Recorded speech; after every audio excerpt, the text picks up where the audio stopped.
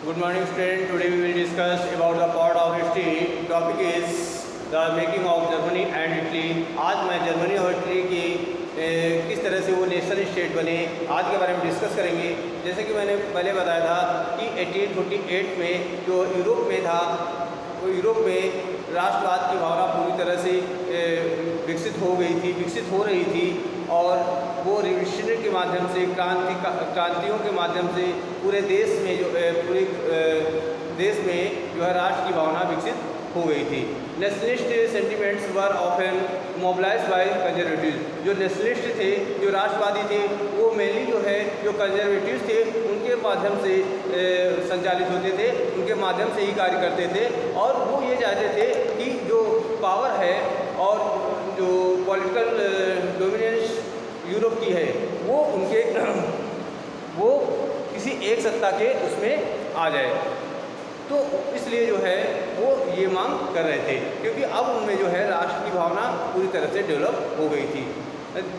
This can be observe in the process of the which German and Italy came to be unified as nation state. आप देख सकते हैं कि किस तरह से जर्मनी और इटली यूनिफाइड नेशन, क्योंकि जर्मनी और इटली स्वतंत्र स्टेट होते थे उस टाइम और इनको जो है छोटे छोटे राज्यों में बटा हुआ था और इनको मिलाकर के एक नेशन स्टेट बनाना जो था, यानी सभी राज्यों को संयुक्त रूप से एकत्रित करना एक बहुत बड़ा काम था कि उनको संयुक्त रूप से मिला करके उनको यूनिफाइड करके एक नेशन स्टेट विकसित किया जाए, नेशन स्टेट बनाया जाए।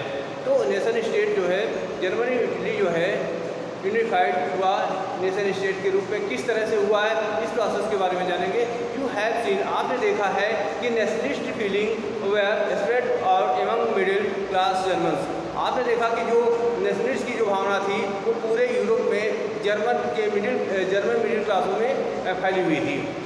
Who in 1848 tried to unite the different regions of the German country in the nation state। और ये चाहते थे, वो भावना जो थी जर्मन के जो नेशनलिस्ट की भावना थी वो ये चाहते थे कि जर्मन के जो छोटे छोटे डिफरेंट रीजन्स हैं उनको मिला करके उनको मिलाने का प्रयास किया और ताकि जो है मिला करके एक नेशन स्टेट के रूप में विकसित किया जा सके। इस तरह से उनकी ये भावना थी। और साथ साथ जो है जब नेशन स्टेट बन जाएगा तो जो नेशन स्टेट होगा, राष्ट्र होगा, वो किसके द्वारा, वो इलेक्टेड पार्लियामेंट के द्वारा संचालित होगा। ऐसी जो है ये नेशनलिस्ट की भावना यानी जो राष्ट्रवादी थे वो चाहते थे। द रिवर्स जो initiatives to nation building was however repressed by the combined force of the monarchs and military support by, जो आपने देखा जो लिबरल्स थे, जो उदारवादी थे, उन्होंने जो लैंड ऑनर्स थे उनके सपोर्ट से और साथ में आर्मी के सपोर्ट से उन्होंने क्या किया कि जो मोनार्ची सिस्टम था उसको पूरी तरह से समाप्त कर दिया। उसको पूरी तरह से यूरोप में क्या किया, समाप्त कर दिया। और समाप्त करने के पश्चात क्योंकि उनको सपोर्ट मिल गया था लॉ एंड ऑनर्स और साथ में आर्मी का, तो इस तरह से उस सपोर्ट में जो है उन्होंने जो है क्या किया, उनको पूरी तरह से मोनार्ची सिस्टम को फाड़ फेंका। Persia took on the leadership of the movements for national unification. और जो पर्शिया था वो जो है क्या चाहता था कि नेशन जो यूनिफिकेशन है इसका किया जाए, नेशन यूनिफिकेशन किया जाए। कि chief minister Ottoman Bismarck, Persia क्या चाहता था कि जो यूनिफिकेशन नेशनल यूनिफिकेशन है वो चीफ मिनिस्टर विलियम बिस्मार्क यानी ऑटोमन बिस्मार्क के द्वारा ही इसका यूनिफिकेशन किया जाए। मतलब ये चाहते थे, पर्शिया चाहता था, तो ये चाहता था, लेकिन was the architect of the process carried out with the help of the Persian army और ब्यूरोक्रेसी के माध्यम से। इट मीन्स ये कहना है कि ये चाहता था कि जो ऑटोमन बिस्मार्क के द्वारा वो जो है पर्शिया की आर्मी और ब्यूरोक्रेसी के माध्यम से उसका यूनिफिकेशन होना चाहिए।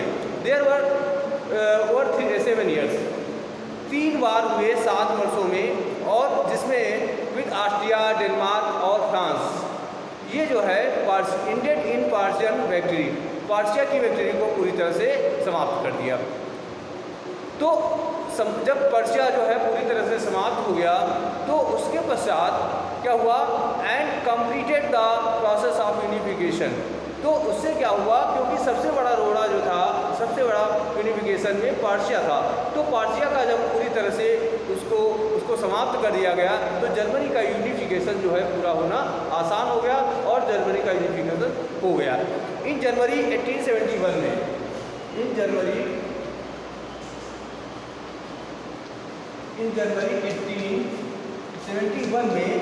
1871 में द पर्शियन किंग, जो पर्शियन किंग था,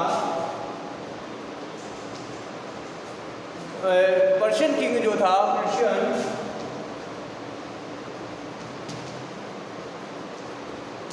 पर्शियन किंग था, उसका नाम, जो पर्शियन किंग था उसका नाम था विलियम फर्स्ट। क्या नाम था? William first. विलियम फर्स्ट था, was proclaimed German Empire in a ceremony held at Versailles। जो पर्शियन राजा था विलियम फर्स्ट, उसने क्या किया, वर्सिलियस में यानी वर्सिलिया में एक जो है जर्मन एम्पायर की, यानी जर्मन साम्राज्य की एक मीटिंग को उसने ऑर्गेनाइज किया, और उसमें अपने को स्वयं को राजा घोषित कर दिया। तो on the bitterly cold morning of 18 January 71, यानी 18 जनवरी 71 की इतनी ठंड मॉर्निंग थी कि at assemble comprise the prince of the German states, और इस असेंबली में जो है कौन कौन से लोग थे, और princess of the German state के प्रिंसेस थे, साथ में रिप्रेजेंटेटिव कौन कौन से, प्रिंसेस ऑफ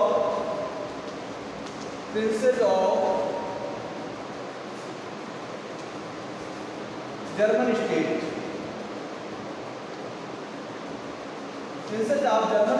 जर्मन स्टेट के प्रिंसेस थे, और साथ में जो है और कौन था, रिप्रेजेंटेटिव ऑफ द आर्मी, साथ में रिप्रेजेंटेटिव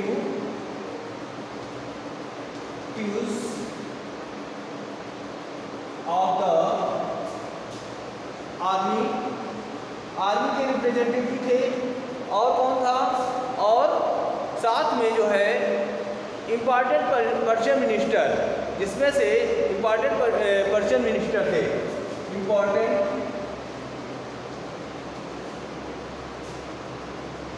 पर्शियन मिनिस्टर थे, और साथ में चीफ मिनिस्टर भी था, साथ में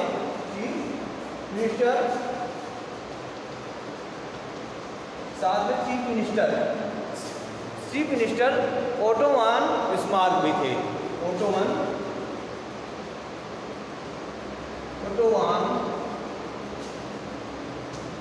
बिस्मार्क थे।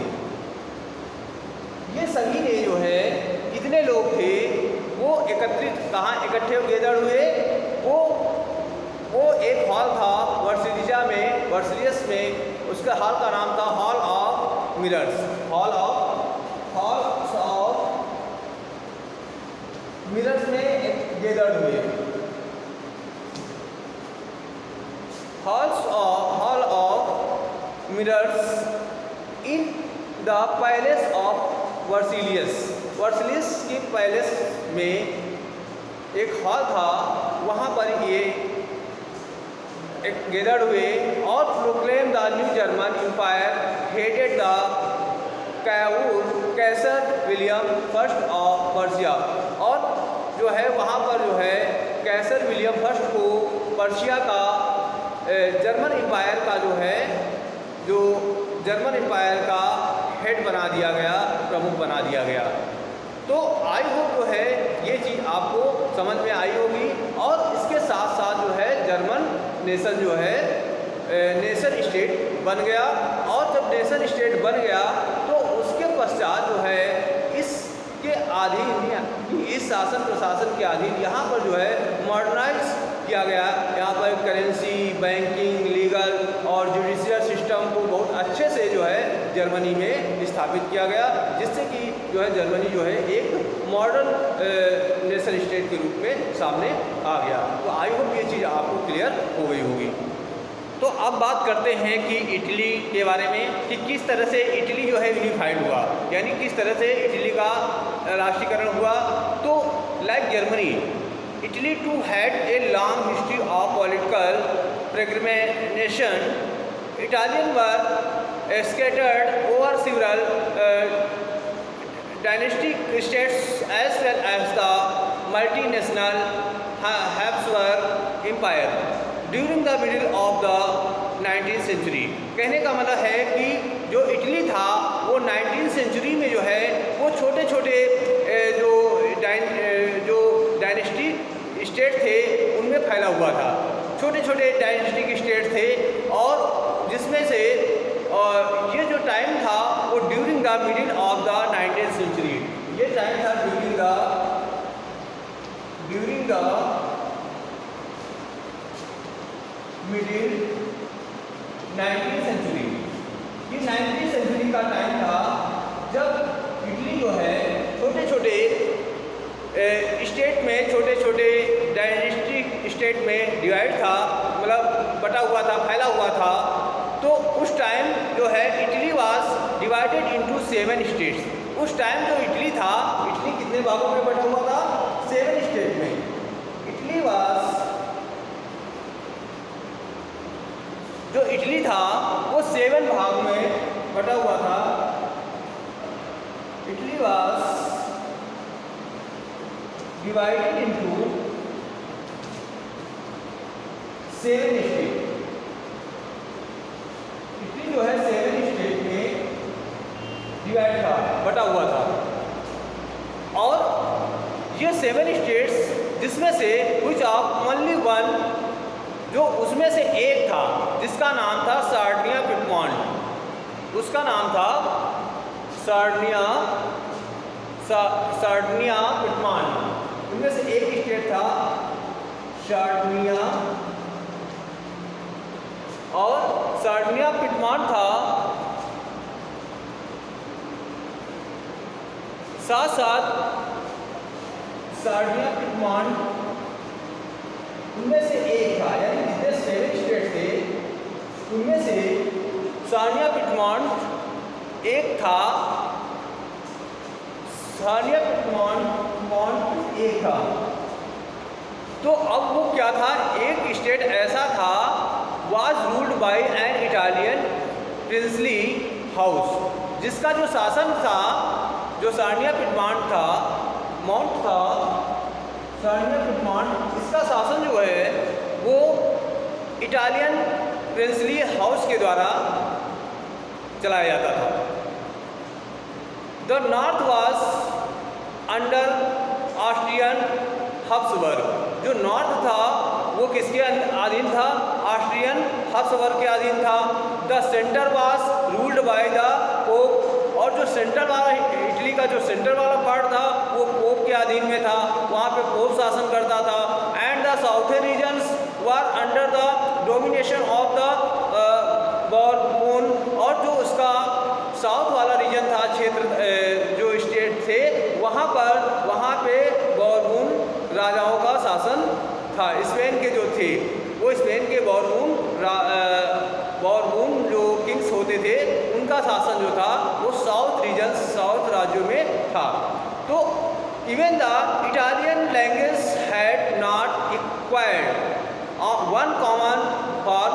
जो इटालियन लैंग्वेज थी उन इन देशों, मतलब ये स्टेटों में कॉमन लैंग्वेज नहीं थी, अलग अलग जो है स्टेट्स की अलग अलग लैंग्वेज थी। And still had many regional and local variables. कहने का मतलब है कि ये जो स्टेट्स थे इनकी जो है अपनी अपनी लैंग्वेज थी, उनकी अपनी रीजनल लैंग्वेज होती थी, ठीक है, सभी की एक जैसी लैंग्वेज नहीं थी।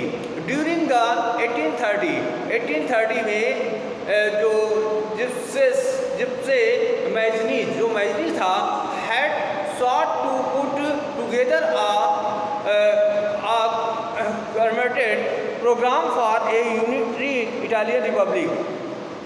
तो ड्यूरिंग द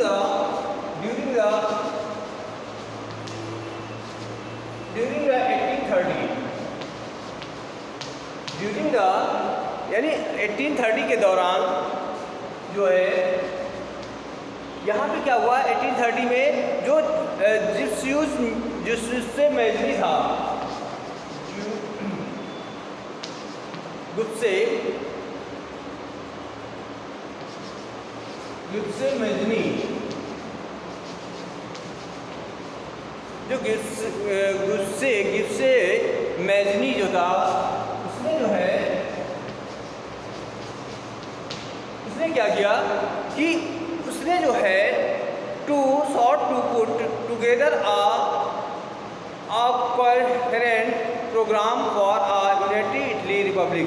वो ये चाहता था मेजनी कि रिपब्लिक जो है, जो इटली है, वो एक रिपब्लिक के प्रोग्राम के माइंड में उसका था कि जो इटली है वो रिपब्लिक, उसको रिपब्लिक गणतंत्र के रूप में स्थापित किया जाए।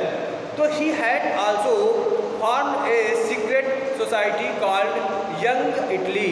और उसने क्या किया, उसने जो है उसने एक सीक्रेट सोसाइटी का गठन किया। एक सीक्रेट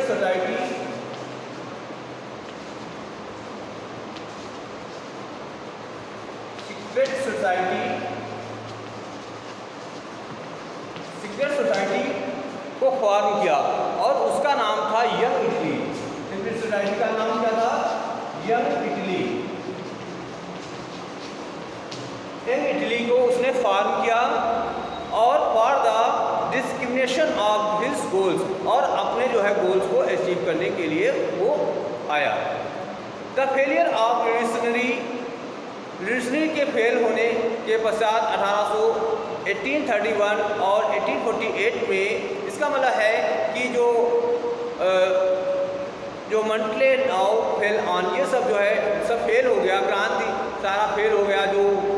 और उसके पश्चात जो साडिया मिडमांड था अंडर इन रूलर किंग वाइस इमैनुअल सेकेंड। तो इस तरह से जो ये रिवॉल्यूशनरी जब फेल हो गई, तो फेल होने के पश्चात जो कि 1831 और 1848 में हुई थी, तो उसको फेल होने के पश्चात जो साडिया मिडमांड का शासक था, जिसका नाम था किंग विक्टर इमैनुअल सेकेंड, उसका नाम था किंग, जो साडिया मिडमांड का किंग था, साडिया मिडमांड का किंग, जो किंग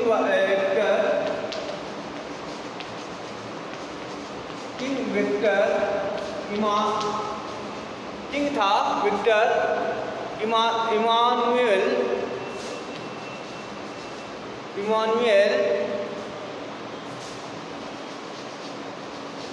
सेकेंड। ये जो है इमानुएल सेकेंड ने जो इटली को यूनिफाइड करने, यानी वार के माध्यम से, युद्ध के माध्यम से इटली को यूनिफाइड करने का प्रयास किया। In the eyes of the ruling class of the region, a unified Italy offered then the possibility to economic development and political dominance। कहने का मतलब है कि जब इटली का पूरी तरह से एकीकरण हो गया, उसको यूनिफाइड कर दिया है किंग विक्टर इमानुएल के द्वारा जो है, तो उसको यूनिफाइड कर दिया गया। तो उसको यूनिफाइड करने के पश्चात में इटली में पॉलिटिकल और इकोनॉमिक डेवलपमेंट बहुत तेज़ी से हुआ।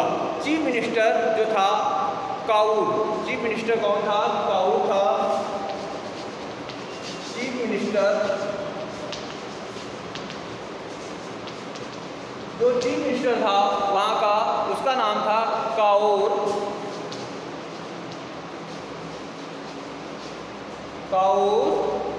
था।